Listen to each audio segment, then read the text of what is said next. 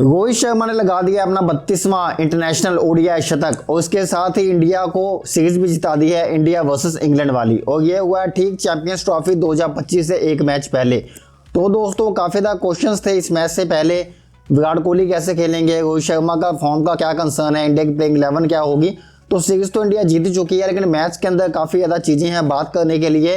तो चलिए स्टार्टिंग से स्टार्ट करते हैं। तो दोस्तों ये जो कटक की विकेट है, यहाँ पे ये बताया जा रहा था, जैसे कि हमने कल भी प्रीव्यू के अंदर बात की थी, कि ये जो ट्रैक है यहाँ पे ज़्यादा रन्स नहीं बनते हैं, स्पिनिंग ट्रैक रहता है और ड्यू के चांसेस होते हैं। अगर आप रात को चेस करते हो तो आपके विनिंग के चांसेस जो हैं वो बढ़ जाते हैं। परंतु क्या हुआ कि इंग्लैंड के कप्तान जॉस बटलर ने टॉस जीता और पहले बल्लेबाजी करने का फैसला किया।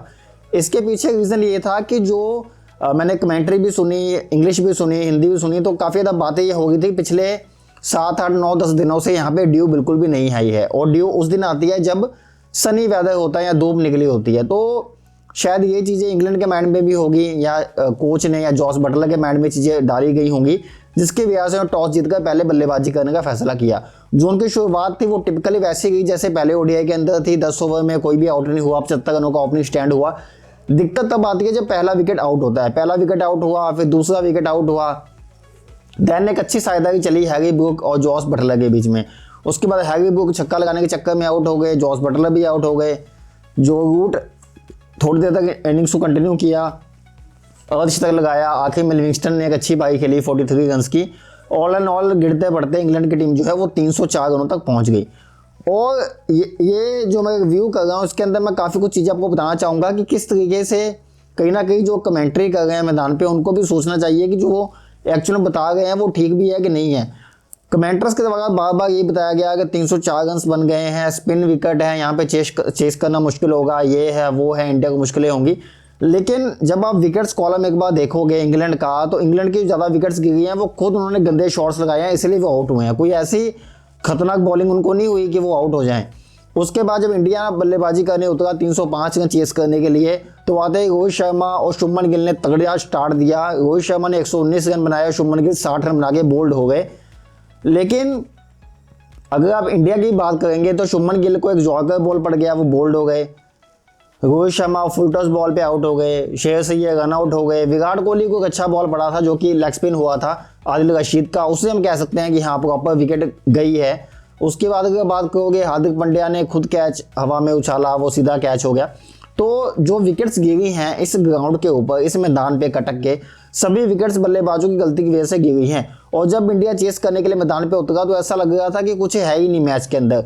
इंग्लैंड की टीम ने 5 प्रॉपर गेंदबाज खिलाए थे ताकि वो पहले बल्लेबाजी करें, उसके बाद अच्छे से कोई भी अगर टारगेट बनता है 250, 260, 270, 280 तो उसको वो डिफेंड कर पाए। और मुझे लग रहा था कि जब 304 रन इंग्लैंड ने बनाए हैं तो वो इसे इजीली डिफेंड कर सकते हैं, जैसा उन्होंने T20 मैच के अंदर किया था। क्योंकि उस टाइम उनके पास प्रॉपर 5 फास्ट बॉलर थे और उन 5 फास्ट बॉलर्स थे वो अच्छा खासा डिफेंड कर सकते थे। लेकिन क्या हुआ, रोहित शर्मा ने आगे तेज पारी खेली तो उनके गेंदबाजों का जो इंटरेस्ट था, मुझे वो लगा ही नहीं कि उनका मैच में कोई इंटरेस्ट भी है। कोई हंस रहा है, विकेट कीपर हंस गए हैं, जॉस बटलर हंस गए हैं, कोई मतलब ऐसा लग रहा था कि उन्हें लगता ही नहीं है कि वो इंडिया को हरा सकते हैं। और जिस तरीके से इंडिया के बल्लेबाजों ने बल्लेबाजी की है वो भी काफ़ी ज़्यादा काबिल तारीफ थी। रोहित शर्मा फॉर्म के अंदर वापस आए, हालांकि भी वो 10-11 रन शॉर्ट है, 11,000 इंटरनेशनल रन से ओडीआई के अंदर, वो भी आने वाले मैच में वो कंप्लीट कर लेंगे।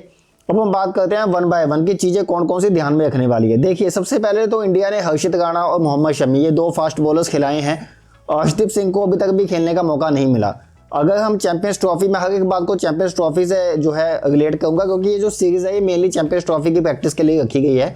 तो चैंपियंस ट्रॉफी में जो इंडिया का बॉलिंग स्क्वाड है वो है अर्शदीप सिंह, जसप्रीत बुमराह और अपना मोहम्मद शमी। मोहम्मद शमी इंजरी से वापस आ गए थे तो ऑब्वियस है कि वो 3 मैच खेलेंगे।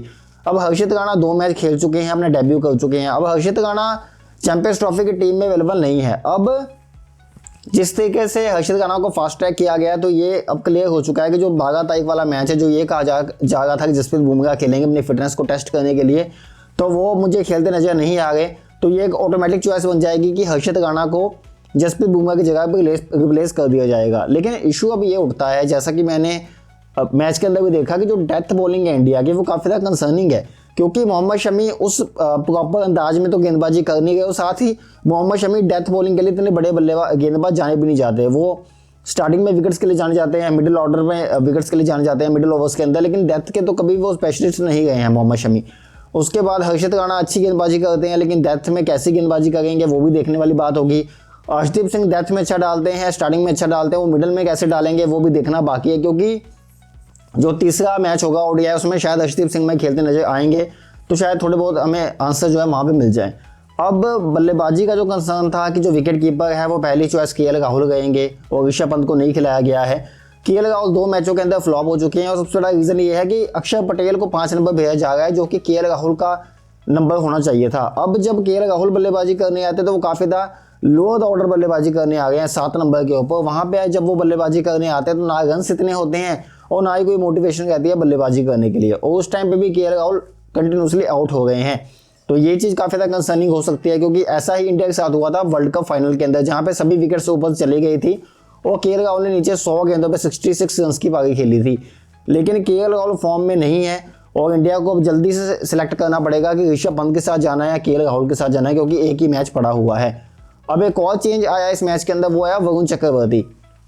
वरुण चक्रवर्ती को टीम के अंदर डाला गया कुलदीप यादव की जगह। अब कुलदीप यादव भी वापसी कर गए हैं और कुलदीप यादव ने पहले मैच में इतने ज़्यादा एक्स्ट्रा ऑर्डिनरी लगे नहीं, ऑर्डिनरी गेंदबाजी की और 1 विकेट मिला, वो भी 10 नंबर के बल्लेबाज का। अब उनको रिप्लेस करके वरुण चक्रवर्ती को टीम के अंदर डाला गया है। अब जो क्वेश्चन उठता है वो ये उठता है कि इंडिया जो बल्लेबाजी अपनी देख रही है वो देख रही है 8 नंबर तक, 1 से लेकर में 8वें नंबर पर वो गेंदबाज चाहिए जो कि प्रॉपर बल्लेबाज हो। इस कॉम्बिनेशन के साथ इंडिया अगर जाती है तो इंडिया को कहीं ना कहीं 1 स्पिनर और 2 प्रॉपर फास्ट बॉलर ही खिला सकते हैं। लेकिन अगर वरुण चक्रवर्ती को इंडिया मौका दे रही है ओडीआई के अंदर, तो फिर वो जो कंसिडरेशन के अंदर है चैंपियंस ट्रॉफी की, और अगर इस मूवमेंट के ऊपर वरुण चक्रवर्ती को टीम के अंदर डाला जाता है तो ये काफ़ी बड़ा कंसर्निंग क्वेश्चन है किसको बाहर निकाला जाएगा। अब यहाँ तो ये वाशिंगटन सुंदर क्यों देख रहे हैं कि शायद रिप्लेसमेंट के रूप में वरुण चक्रवर्ती को लेकर जाएं वाशिंगटन सुंदर की जगह पे, यहाँ फिर कुलदीप यादव का पत्ता साफ हो सकता है। अब सोचने वाली बात यह है कि जो वाशिंगटन सुंदर हैं वो तो पहले से चैंपियंस ट्रॉफी की टीम में मौजूद हैं और उसको आपने बल्लेबाजी भी नहीं करवाई, ना आपने कोई मैच खिलवाया। अब वो बंदा बाहर बैठा हुआ है, बाहर बैठे बैठे ही आपने डिसाइड कर लिया कि इसे हम लेके नहीं जाएंगे, हम चेंज करवा के वरुण चक्रवर्ती को लेके जाएंगे। तो ये भी काफ़ी ज़्यादा कंसर्निंग चीज़ है। उसके बाद जो गेम टाइम है वो ज़्यादा प्लेयर्स को मिल नहीं रहा। ओपनिंग में विराट कोहली पहला मैच खेले नहीं थे, दूसरे मैच में फिर वो लेग स्पिनर के हाथों आउट हो गए। ये जो चीज़ें हैं, ये जब पाकिस्तान का मैच होगा वहाँ पे लेग स्पिनर आएंगे बरार अहमद, वहाँ पे कंसर्निंग हो सकता है विराट कोहली के लिए। उसके बाद बांग्लादेश का जब मैच होगा वहाँ पे काफ़ी ज़्यादा स्पिनर्स होंगे।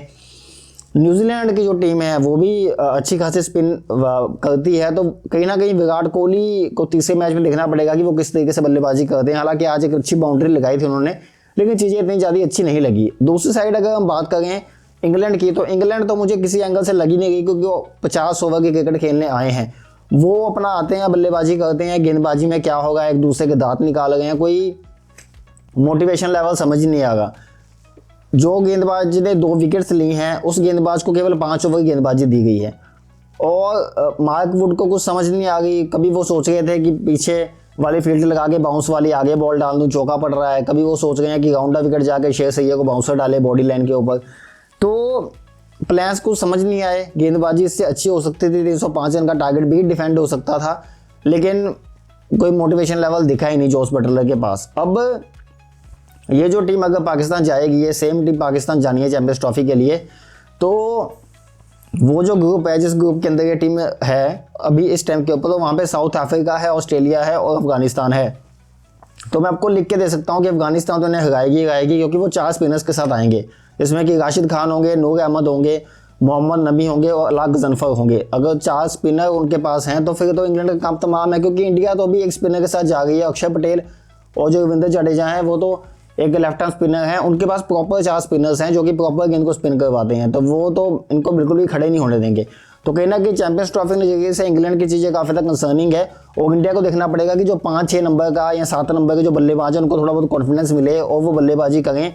अब इसके लिए तीसरे मैच में मेरे हिसाब से इंडिया को पहले बल्लेबाजी करनी चाहिए टॉस जीतने के बाद, या अगर इंग्लैंड ने बल्लेबाजी करवा दे तो ज़्यादा बेटर है, ताकि इंडिया के बाद टेस्ट कर ले अपनी पूरी बल्लेबाजी को कि किस तरीके से बल्लेबाजी कर गए हैं। तो दोस्तों ऑल इन ऑल इंडिया ने दूसरा मैच जीत लिया है और इस सीरीज को अपने नाम कर लिया है।